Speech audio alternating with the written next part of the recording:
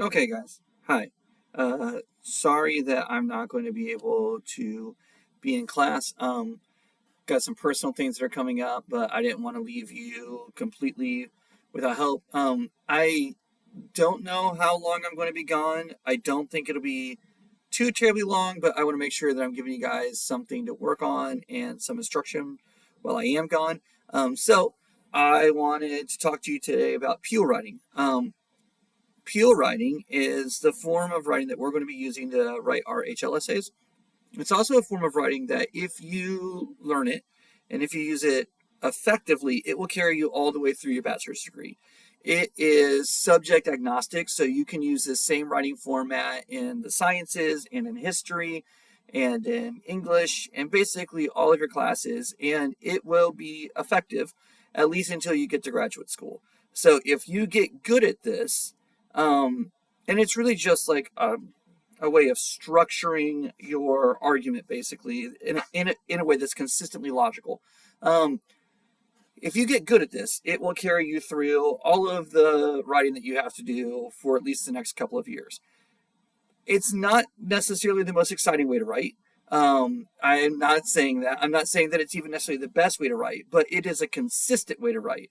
And so, for something like the HLSA or on paper one or paper two for IB English, it's effective because it takes out variance.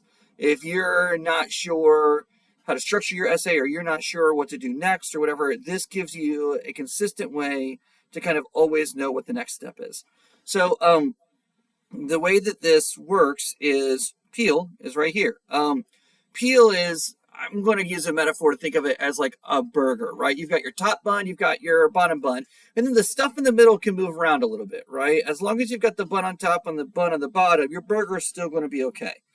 Peel kind of works the same way. As long as you start where you're supposed to start and end with where you're supposed to end, the order you do the stuff in the middle is going to be okay.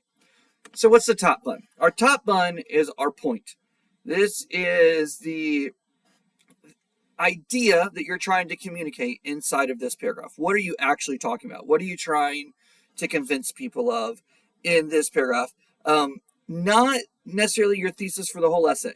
Peel is really about building body paragraphs, right? So these are your body paragraphs in the middle of your larger essay as a whole. You're still going to have your introduction, you're still going to have your conclusion. Peel is a way of thinking about how to approach your body paragraphs as you go. So, point. What's your point that like you're trying to make? All right. Then, so that's your top bun. Then in the middle, you've got evidence and explanation. And evidence is the quote or the statistic or the fact that supports your point, the P that you made. And then your explanation is your analysis of how the quote or fact or whatever you are providing in the evidence actually is evidence of the point, right? You can't assume that if you make a point and just drop in some evidence that people are going to know what you're talking about because there's a good chance they're not going to, right? So you need some explanation. You're going to be breaking it down. How is this evidence of the claim that you're making, right? How is this evidence supporting your point? Really get into the weeds here. Please understand, each one of these pieces, point, evidence, explanation, these might not just be a single sentence. Your point is probably usually a single sentence, but your evidence and your explanation, they might be longer. That's fine. That's fine. We're a little bit beyond just writing like 5 sentence paragraphs here, right? We're a little bit beyond that. So these sections are as long and developed as you need them to be. If you need a couple of sentences for like explanation, okay, then use your couple of sentences. If your evidence really is like maybe you're providing statistics from 2 different sources, well, then that's going to be 2 different sentences. That's fine, right? Don't think about this as constraining you on the length that the paragraph is. Think of it just as a framework of like the building blocks and what order to put them in. Now we get to our bottom bun. We have our top bun point, right? Then in the middle, our veggies and our meat. That's the evidence and the explanation. And some people like the patty on top of the veggies. Some people like the patty on the bottom and the veggies on top. The people that like the patty on top of the veggies are broken. That's okay. We can all admit that they just don't know what they're talking about, but it's still a thing, right? So it doesn't really matter what order those things go in as long as you just have them both. Then the link.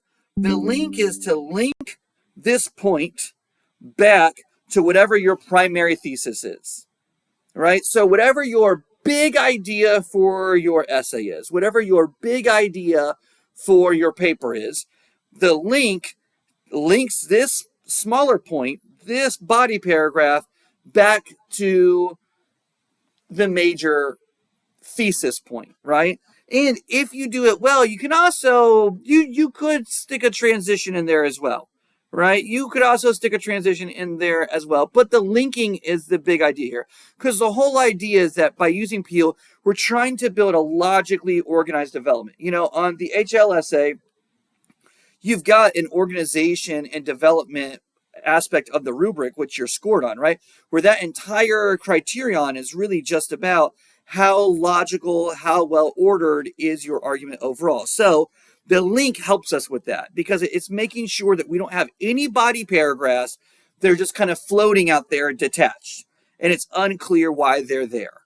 Sometimes you'll read some essays and students just start talking about stuff, and what happens is they start to drift from whatever the primary topic is. And then by the time we're 3 body paragraphs deep, we've forgotten all about whatever the thesis is. And that's how like you end up in summary, just bad things happen. So the link, every paragraph makes sure that we're staying focused on our overarching thesis, right? So let's look at some examples really quick. What does this look like in practice? So here's one that we can look at that is actually from a text that we read, right?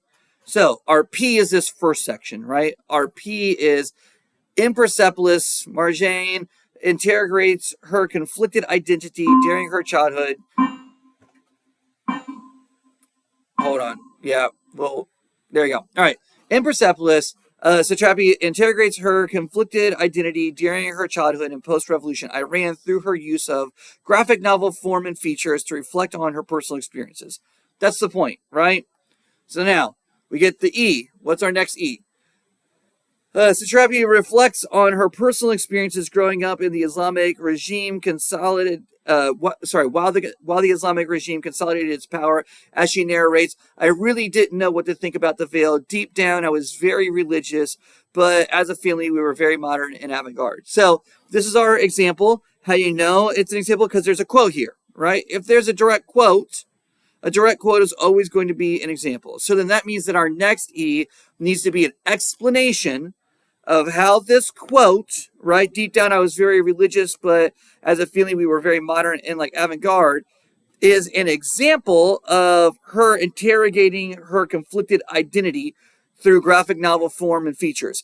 Now, what's interesting is that so far in this example, we haven't talked about any graphic novel form and features. We've got a text-based quote, but we haven't talked about any graphic novel elements. So that means that the E is really going to have to relate this quote and this panel back to the point of the graphic novel part. So what do we get?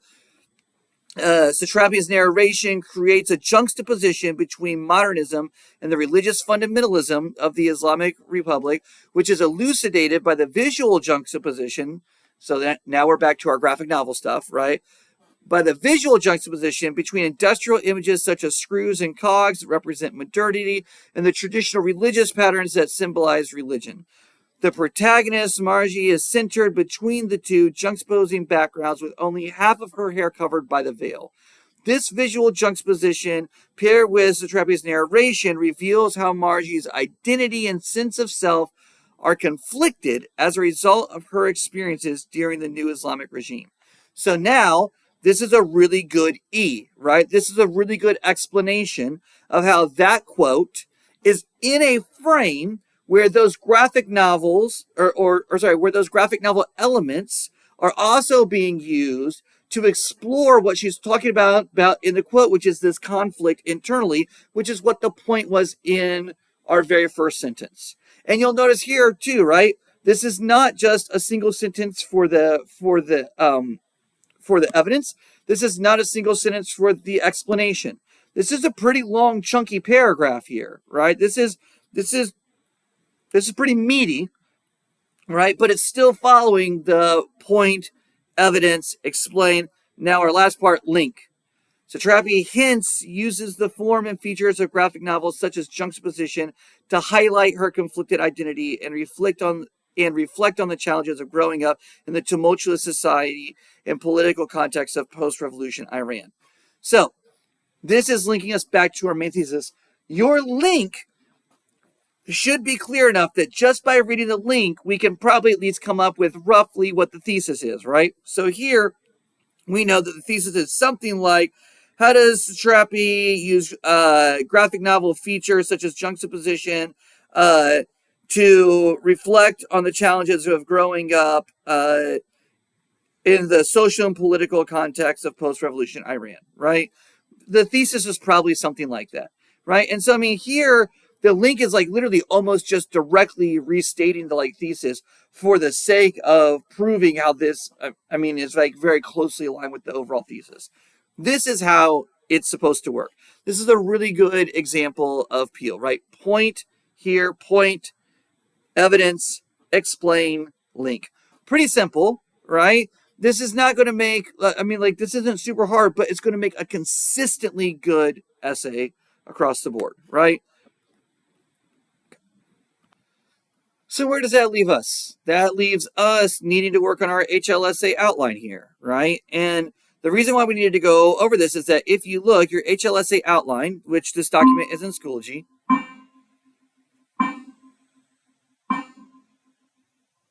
there we go. Your HLSA outline is really built all around Peel, right?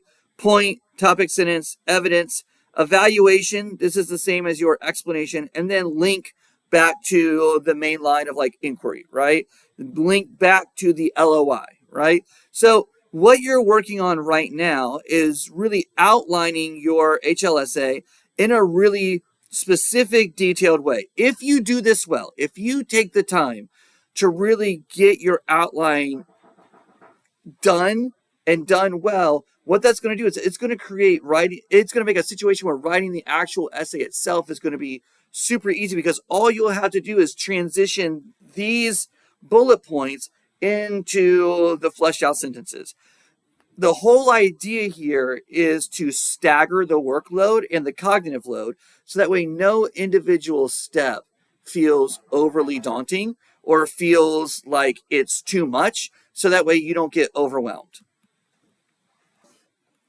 If we've got a good outline, then writing a rough draft is easy because the thinking part would have already been done. So now it's just translating the thinking into the writing, which means that you can really focus and dial in on making the writing good. And then if you've got a good rough draft, then writing a good final draft is easy because you won't have a ton of revisions to do because your organization will already be good and the writing should already be pretty good because you were able to focus on the writing. What we don't want to happen is, oh, I didn't take the proposal seriously, and oh, I didn't take the outline seriously, and now it's time for me to write this rough draft, and I've got a bunch of stuff going on, and I've got other IAs to do, and I've got to work, and I'm just, man, and then like, I'm just kind of checked out. And so I just throw a rough draft together and I'm only at like 1,000 words, but it's something and I'm going to get a grade for it. But then the rough draft comes back and it's got like 3 pages of feedback from Price where I'm like, hey, none of this is good. But now I'm feeling overwhelmed because now I feel like it's too daunting. And so I don't even really make a lot of the changes. And now I've submitted a final draft that's like 500 words short and everything is rushed and nothing is good. And now you're just not going to do well. As where if you just follow the process here, and if you just really commit to doing each part well, each part is not super hard. Doing an outline is not super hard because it's just bullet points, right? This is just like, look, put your line of inquiry here, put some bullet points in like here, and then give me any citations, any research that like you're going to be using here, right? Then, whenever it comes time to the rough draft, you're just going to take this and then just make paragraphs out of it. Just, here's this outline, now just turn that into a paragraph. Pretty easy. But if you start to let it stack up, it's going to become overwhelming. So, take the time, do this well, all right? And you'll be fine, and everything will be great. I believe that all of you have the capacity to do this and do it well, to write good HLSAs, You've got good brains. You've got good thoughts. The thinking is there. The ability is there. Now it's just about the commit. Just are we going to do it? Not can we, but just are we? That's the part that I can't give you, right? That's the part that you've got to give yourself. But I believe that you can, all right? Like I said, I should be back, hopefully in not too long, but I'm not sure. I just want to make sure that you've got what you need to do the next steps and do them well, because I want you to do well, and I believe that you can do well. If you need me, I should be available by email. I should be available by like Schoology. It's not like I'm dying or disappearing. I may, if I'm going to be gone more than like a day or so, I may upload even yet another video just to like keep you guys going, right? But be well, and I will see you soon.